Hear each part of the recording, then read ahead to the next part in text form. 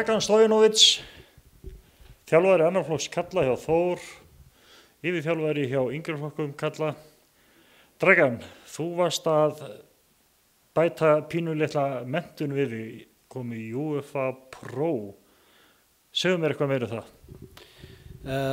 Já, þetta rétt. Ég nýbúinn að klára UEFA Pro sem var að halda út í Makedóníu og þetta tók 2,5 ár að taka og klára UEFA Pro. Sem verður klára útlanda, hérna á Íslandi hægt að taka bara UEFA A. Var það ekki nóg að vera með UEFA A? Jú, það nóg fyrir úrvalsdeild á Íslandi og fyrstudeild líka, en mér langar að taka aðeins meira og mér langar bara vera betri þjálfari. Já, segðu mér hérna, nú myndu einhverju segja að ef að maður ekki bara þjálfa yngri flokka, þetta í því yngri flokkum eða jafnvel meistaraflokkum á Íslandi, að þá sé þessi UEFA A sé alveg nóg. Gerir þetta að vera með UEFA Pro, gerir þetta þig að betri þjálfara? Já, klárlega gera betri þjálfara og ég held bara mjög gott fyrir allt lið á Íslandi eiga UEFA Pro þjálfara í unglingastarf og þetta gera fyrir Þór líka mikið. Veistu til þess, eru margir hér á Íslandi sem að hafa þessi sömu réttindi og þú ert komið í dag? Ég veit ekki alveg hvað eiga margir, en ég held að á Íslandi sem þjálfa á Íslandi í dag bara Þorvaldur Ólafs sem þjálfa HK. Segðu mér, Dragan, þetta kannski, ef við förum að hugsa þetta dýpra, að sko þú ert komið þetta hátt próf eins og Þorvaldur þá með þetta UEFA Pro, þetta þá ekki bara eiginlega svona svipaði eins og að fá háskólaprófessor til þess að kenna í grunnskóla? Væri það ekki bara algjör draumur? Þetta ekki bara mjög gott fyrir ungdóminn að fá svona velmenntaða menn? Já, ég mátti segja það. Auðvitað mjög gott að hafa, eins og segja áðan, lið á Íslandi hafa UEFA Pro þjálfara. Þetta hæsta, eins og allir vita, hæsta þjálfaragráður sem hægt að fá. Og þetta kennt úti á svona námskeið til að taka besta lið í Evrópu og í heiminu, og auðvitað ég held að þetta gott að hafa svona menntaða þjálfara á Íslandi. Sem ég man nú ekki, langtíma minni svo stutt, ég man ekki hvert ég spurði að því í upphafi, en hvar tókstu prófið? Fór það fram á England eða hvar var þetta? Ég tók prófið út í Makedóníu. Ég fór þar, ég skila þetta tungumál og fór mest í Makedóníu út í því. Og auðvitað það búin að vera margir kennarar þar og ég fór 6 sinnum út og allt skipti, búin að skipta kennarar, búin að gefa 6 landkennarar, alls konar þjálfarar, og það tíða á makedónsku til að tala á ensku, og getum alveg nafna þjálfarar eins og var John Tosek og Ciro Ferrara og fleiri. Það var ekkert annað nema gaman. Þú segir 6 ferðir, þannig að þetta dýrt að taka þetta námskeið, eða þetta próf, þetta dýrt? Já, hér á Íslandi þetta mjög dýrt. Ég fór 6 sinnum út og allt saman ég held að 1,8 sem kostar mig til að klára þetta UEFA Pro námskeið. 1,8 milljón? Já, 1,8 milljón. Dýrir hafliði allir, já. En segðu mér Dragan, já, þú segir að þetta segir ekki þetta að fara lengra að mennta sem þjálfar, þannig að þú mátt fara, eins og ég sagði áðan, fara að þjálfa draumalið í United eða taka jafnvel landslið eða gera hvað sem þannig að þú kemst alla lið ef þeir biðjist tækifæri. Já, þetta rétt. Ef ég get að fá tækifæri, ég get að taka allt besta lið í Evrópu í dag, og á þetta námskeið kennt akkurat út í svona líka til að við getum taka besta lið í Evrópu og í heiminu. Og gaman að segja frá því líka allt sem gerast á þetta námskeið þegar við rannsókum eitthvað lið þetta rannsaka bara besta lið eins og Barcelona, United, City og AC Milan og fleiri gott lið og ef rannsaka þjálfarar og tala þjálfarar í þetta námskeið, tala Mourinho, Ferguson og fleiri toppþjálfarar.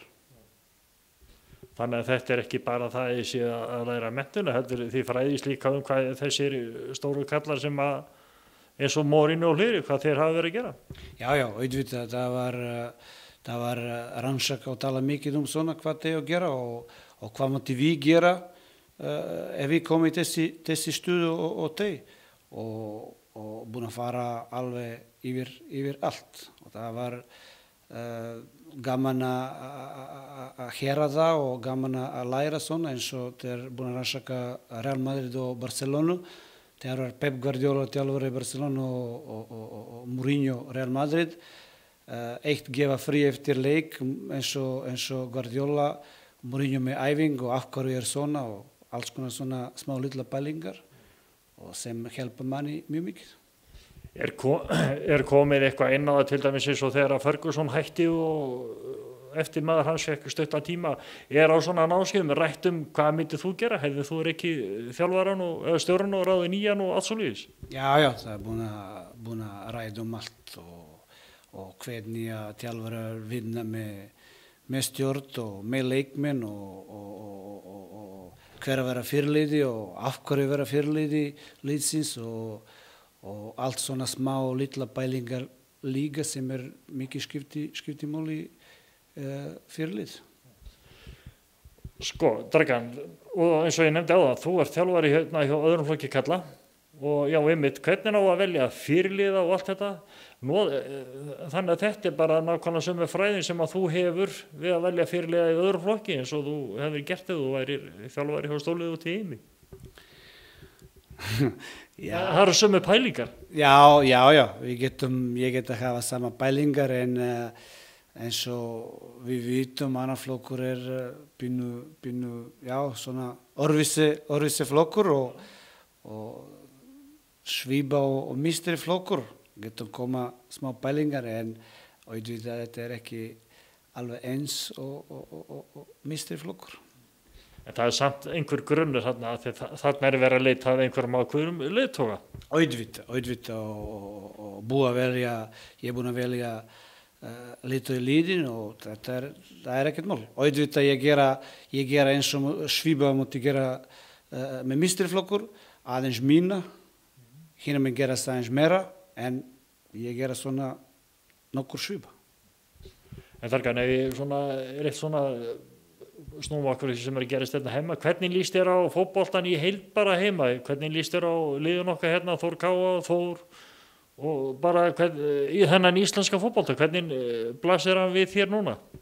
Mér leist mjög vel á Þór til dæmis í kattalið, þeir gera góðu hluti og með smá hefni getum safna fleiri stík og ég vona við gera það. Þór Káa í kvenna okkar lið er mjög flott lið og líka þeir gera góðu hluti og síðast í nokkra ár múin að gera góðu hluti og það er bara mjög gaman að horfa bæði þessi tvö lið hvernig þeir spila. Í samband við íslenska bolta, já, það er mjög gott eins og landslið gera og ég er mjög ánægður og örugglega allir sem fylgjast með fótbolta á landsliðum, íslenskum landsliðum gengur vel og þetta hjálpa okkur líka hérna öll lið á landinu og þetta er bara gaman að fylgjast með svona. Við verðum gera líka góð hluti eins og landslið, ætla að byrja.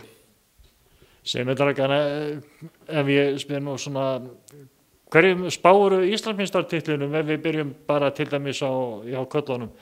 Heldar KR takið þetta eða hverju standa þær upp í sem sigurvegarar?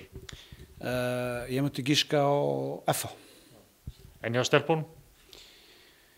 Eins og staðan núna Breiðablik gera góðu hluti en kannski snemma að segja Stjarnan líka gera betra og ég vona Þór Káa líka geta bæta sig þessi tryggja liða hóp og koma bara líka í baráttu. Stelpurnar var náttúrulega búin að vera í stuði í síðust tveimleikjum, tóku Val hérna 5-0 og síðan Þróttara 5-1, þannig að það stuð á þeim núna. Já, það mjög gaman að horfa, 10 mark alveg saman móti hvað lið í 2 leikir en móti hvað lið spila, þetta var skora 10 mark. Þeir reyndar spila móti lið sem fyrir neðan núna, svo eftir sterkari leikir, en ef þeir koma í góðu rúla eins og byrja núna, þeir geta enda svona líka. Þú hefur sem sé líka tröll og tróðastar á konum að þeir eigi eftir að geta príla aðeins upp töfluna. Þeir náttúrulega tóku hérna daginn og skelltu toppliðinu Þrótturum hérna heima og gerðu þar mjög vel. Já, það var mjög gott leikur, frábært leikur og vanda marga leikmennin sínast og sannast einu sinni aftur, alveg sama hver spila lið geta vinna og mjög gaman að sjá ungir strókar að standa vel og vinna ég ætla ekki að segja besta lið en gott lið, Trótturlið.